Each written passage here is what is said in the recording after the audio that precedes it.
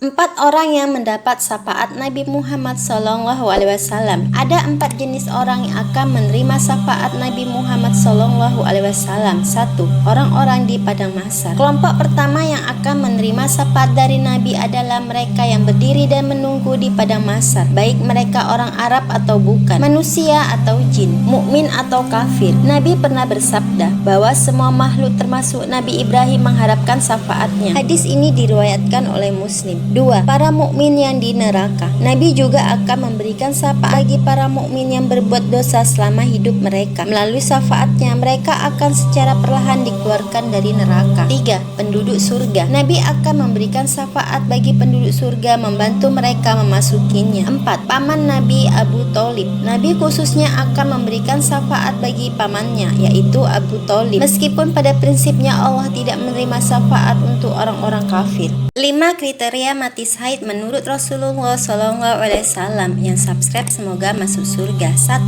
Berperang. Mereka yang meninggal di medan perang saat memperjuangkan agama Allah dipastikan syahid matinya. Jenazah mereka memiliki kemuliaan yang tinggi dan dapat dikubur tanpa harus disolatkan atau dimandikan lebih dulu. 2. Jihad. Jihad atau meninggal karena membela dan memperjuangkan Islam termasuk ke dalam mati syahid. Namun mereka tetap wajib dimandikan, dikafani, disolatkan serta dimakamkan. 3. Terkena wabah. Ketiga ialah mereka yang terkena wabah, meskipun bukan karena perang mereka tetap dianggap mati syahid. 4. Meninggal karena sakit perut. Orang-orang yang meninggal karena sakit perut juga termasuk golongan orang yang mati syahid. Terdapat hadis Abu Hurairah dari Nabi Muhammad SAW.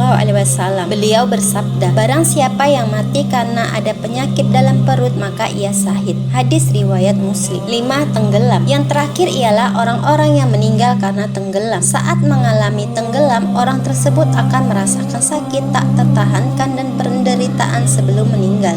Kisah Rasulullah membelah bulan. Suatu hari Rasulullah ditantang sesuatu yang tidak masuk akal oleh kaum kafir Quraisy untuk membuktikan kebenaran kenabiannya, yaitu Rasulullah ditantang untuk membelah bulan. Kemudian para kafir Quraisy menyuruh setengah bulan tersebut diletakkan di bukit Abu Qubais dan setengahnya lagi di bukit yang lain. Mendengar permintaan tersebut, Rasulullah berkata, jika aku sanggup melakukannya, apakah kalian akan percaya aku memang utusan Allah? Kafir Quraisy itu menjawab, ya, kami akan percaya. Dengan izin Allah, Rasulullah pun berdoa dan menunjukkan kebenarannya. Saat bulan purnama tepat berada di atas beliau, lantas Rasulullah menunjuk dengan jarinya ke arah bulan tersebut seolah-olah sedang membelah sesuatu. Lalu tiba-tiba bulan itu menjadi 2 bagian yang membuat orang-orang Quraisy itu tercengang keheranan. Namun sayangnya kaum kafir Quraisy bukannya beriman, justru ia malah mengatakan bahwa Muhammad adalah seorang penyihir.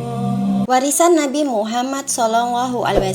Yang subscribe semoga masuk surga. Menjalankan berbagai amalan yang diwariskan oleh Rasulullah SAW memang terkadang tidak mudah. Namun Allah Subhanahu Wa Taala telah menjanjikan kenikmatan bagi siapapun yang melaksanakan ibadah dengan penuh keikhlasan sebagaimana yang telah diwariskan oleh Nabi Muhammad SAW.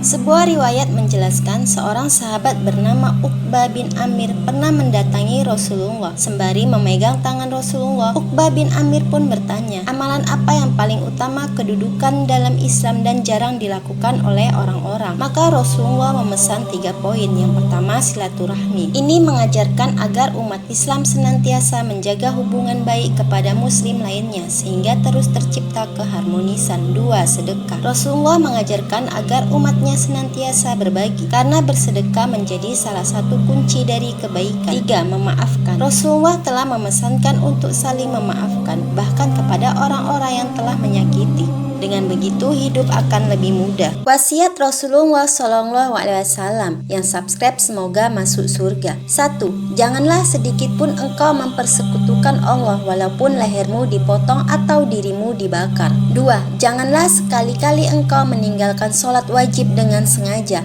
dan barang siapa meninggalkan dengan sengaja, maka Allah akan lepas terhadapnya. 3. Janganlah engkau meminum minuman keras karena ia merupakan kunci dari segala kejelekan. 5. Infakkan sebagian hartamu untuk keluargamu. 6. Janganlah engkau lalai mendidik keluargamu. 7. Dan ajarkan mereka bertakwa kepada Allah Azza wa Jalla. 8. Jangan tinggalkan sholat duha. 9. Berpuasalah 3 hari di setiap bulannya. 10. Jangan tinggalkan sholat witir meskipun hanya 1 rakaat.